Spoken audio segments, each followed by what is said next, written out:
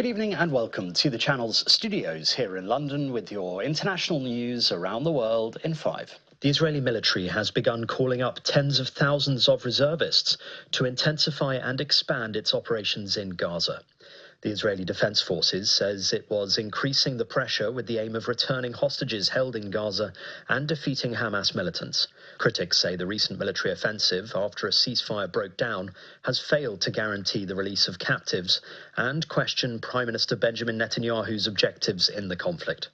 Reports suggest the offensive will not happen until after President Donald Trump's trip to the region next week. Meanwhile, Donald Trump says he is directing his government to reopen and expand Alcatraz, the infamous former prison on the island near San Francisco's Golden Gate Bridge. In a message on the Truth Social site on Sunday, President Trump said that for too long America has been plagued by vicious, violent and repeat criminal offenders. The reopening of Alcatraz, once notorious as one of the US's toughest prisons, would serve as a symbol of law, order and justice, he said. Leading Democrats said the proposal was not a serious one. The maximum security facility, also known as The Rock, was closed in 1963 and is currently operating as a successful tourist site. It's long been a symbol, Alcatraz, of whatever it is. I mean, it's a sad symbol, but it's a symbol of law and order. 13 miners have been found dead inside a mine in Peru after being kidnapped several days earlier. They were working at a gold mine owned by Peruvian mining company Poderosa, which is based in Patas province, north of the capital Lima. The victims had been sent out to confront a group of people involved in illegal mining in the area, but were kidnapped by a criminal gang which was trying to gain control of the mine. The gang kept them hostage inside a mine shaft. For a week, they sent threatening messages to the miners' relatives. Brazilian police say they have thwarted a bomb attack planned for Lady Gaga's concert on Copacabana Beach in Rio de Janeiro. The civil police of Rio de Janeiro state, in coordination with the Justice Ministry, said suspects had recruited participants to carry out attacks using improvised explosives, and the plan was aimed at gaining notoriety on social media. A crowd of more than 2 million people gathered for the concert, which was free to attend. Police said the person responsible for the plan and a teenager were arrested. A right-wing nationalist candidate who is against providing military support for Ukraine and is sceptical about the EU has won a resounding victory in the first round of the presidential election in Romania.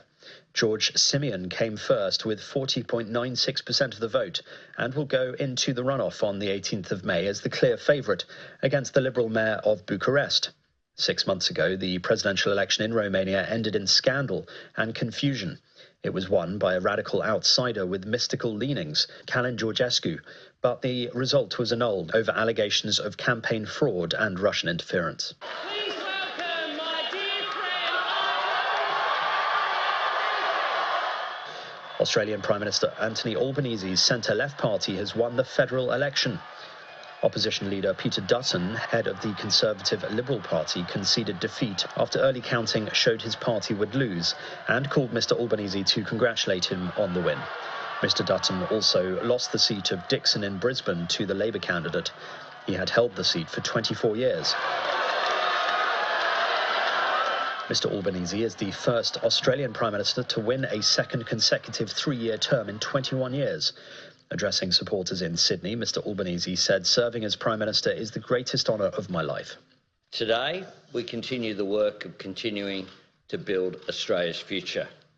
I promise to be a Prime Minister for all Australians, those who voted Labor, those who didn't, and hope to earn the trust of the Australian people on an ongoing basis.